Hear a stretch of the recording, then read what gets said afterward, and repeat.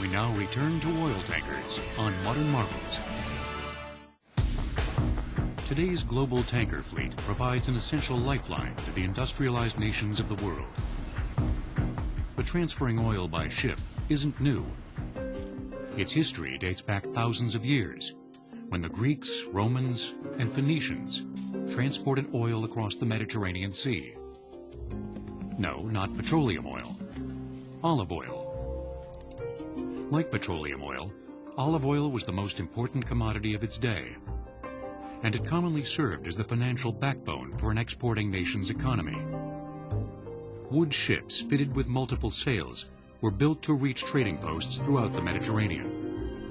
Instead of transporting the oil inside the hull of the ship, the cargo was stored in baked clay amphorae. During the Middle Ages, ship trading expanded as it became cheaper and safer to traverse the world's oceans and seas. In the centuries that followed, the developments of ocean-going warships and efficient merchant carriers also led to a rapid expansion of commerce. But it was the 1859 discovery of oil by Edwin Drake in Titusville, Pennsylvania, that would bring overseas shipping to new levels of prosperity. 2 years after striking black gold, 3 million barrels of oil were being pumped each year in Titusville, with the majority of it being refined into kerosene. Coined the new illuminant, kerosene created a demand that stretched across the Atlantic to an oil-thirsty European continent. In November of 1861, the Elizabeth Watts made the first transatlantic shipment of oil from Philadelphia to London. Storing the cargo in wooden barrels, the double-masted 224-ton wood ship carried 1,329 barrels of oil on her maiden voyage. And those barrels had value, so that having reached their destination, they were emptied and were then shipped back empty. So at the time it was considered an efficient system, but shipping back empty barrels was not efficient. The barrels, which each held 42 U.S. gallons, accounted for up to a fifth of the ship's actual cargo weight. In 1886, British shipbuilders improved on the inefficient barrel with what most consider to be the world's first modern oil tanker, the iron and steel constructed Glukov. That ship utilized the hull of the vessel as the containment system. It was able to carry a larger cargo, steam-powered, wasn't so dependent on the weather, and it meant that one could actually organize the transportation on a more regular basis. The Glukov could travel at a rate of 9 knots, holding 3,020 tons of oil in 8 storage tanks that were subdivided by a series of vertical and horizontal bulkheads. Oil was pumped into the cargo tanks from shore and was protected from leakage by boiler-riveted steel plating that also formed the outer wall of the tanks. To further maximize the amount of oil that she could carry, the ship's cumbersome engine was moved from middle to far aft. The bridge tower and officers' quarters were relocated to the middle, and the smokestack and crew's quarters placed at the stern. The bow of the ship was home to a raised forecastle that protected her against rough seas and provided storage for supplies. The Glukov's distinct 3-island structure became the standard for tanker design for more than 60 years. In the early 1900s, the world's deep-sea tanker fleet numbered 145 ships, with trading between the United States and Europe reaching 2.3 million tons of crude a year. The largest tankers in the fleet had a cargo capacity of 12,000 tons, nearly 4 times that of the Glukov.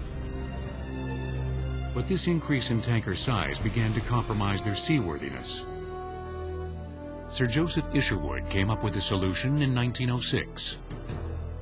When the ship's going through the waves, it's moving up and down and bending in a longitudinal way. And the Isherwood system was developed to provide some longitudinal rigidity to help the vessel in terms of its bending. Before the Isherwood design, ships were built using numerous transverse frames, which formed the ribs of the ship. In Isherwood's design, The ship's frames ran fore and aft, along the length of the ship, parallel to the keel. The frames were then connected to the keel by vertical bulkheads, which also divided the tanks. By 1914, 276 ships had incorporated the Isherwood design. The Isherwood system has been refined and modified, but it is still the underlying system that is employed in the construction of ships. The design system for the modern oil tanker had been achieved. But the onset of the First World War would bring about a new breed of tanker for the military, called an oiler, and a new method of transferring oil, known as underway replenishment. The tanker is a ship that's able to carry petroleum or water or some other liquid substance from point A to point B. An oiler can do that, but it also can do what the Navy calls underway replenishment, whereby it can refuel other ships while sailing across the ocean. In World War I, the strategy of the German Navy focused on Britain's dependence on oil imports to fuel its war campaign. Germany's new weapon, the U-boat, set up a blockade in the North Atlantic to cut off Britain's oil supply. When the U.S. entered the war in 1917, the Royal Navy was limited to a 10-week supply of oil. With little time to spare, the U.S. Navy sent a fleet of destroyers to assist the embattled British fleet. These destroyers had a very limited range. They could just barely make it across the Atlantic. To ensure that they wouldn't have any problems, the Navy arranged to have them be refueled in mid-ocean by one of the Navy's oilers. Before the U.S. joined the war, Chester Nimitz and the officers aboard the Navy tanker Maumee designed a ship-to-ship refueling system that consisted of two 50-foot-long rubber hoses suspended by cargo booms. The Maumee was the first ship to perform underway replenishment. The advantage of underway replenishment is that the fleet or Navy formation can keep steaming while it is refueling, as versus having to go to a port somewhere and spend the time to refuel and then proceed on to its destination. By July 5, 1917, the Maumee had refueled 34 destroyers headed for Europe. They helped break the German U-boat blockade. The significance of refueling these destroyers was it was the first time that anyone had refueled ships at sea in a tactical operation. And it was the forerunner of something that would happen again and again, especially in World War II. In the mid-1930s, war clouds began to form again on the global landscape. The United States military was quick to realize that if a Second World War were to erupt, it would be a fully mechanized conflict, and tremendous amounts of oil would be needed to ensure victory.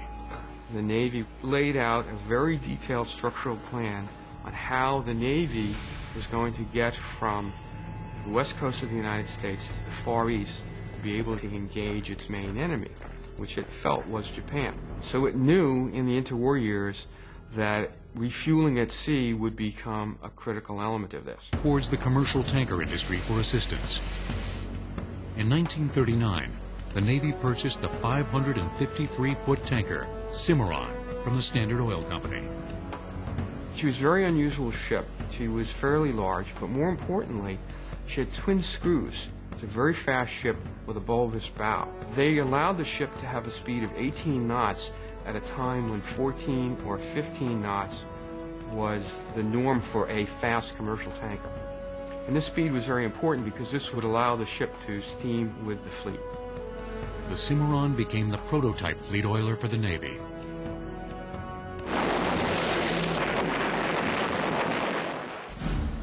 When the U.S. entered the war after the bombing of Pearl Harbor, the Cimarron class quickly distinguished itself in the battle for the Pacific. The real significance of the Cimarron class was that it permitted the United States to conduct the famous carrier raids that we're all familiar with. It's a little-known fact that every one of those raids was accompanied by an oiler. And this was because the destroyers all had to be refueled at sea because they had limited-range vessels.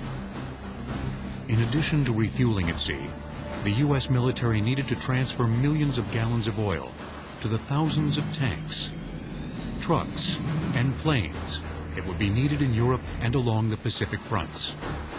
Tankers were always a prime target of U-boats because they're important ships. Their cargo is important, so whenever a submarine saw a tanker, it would always go after it.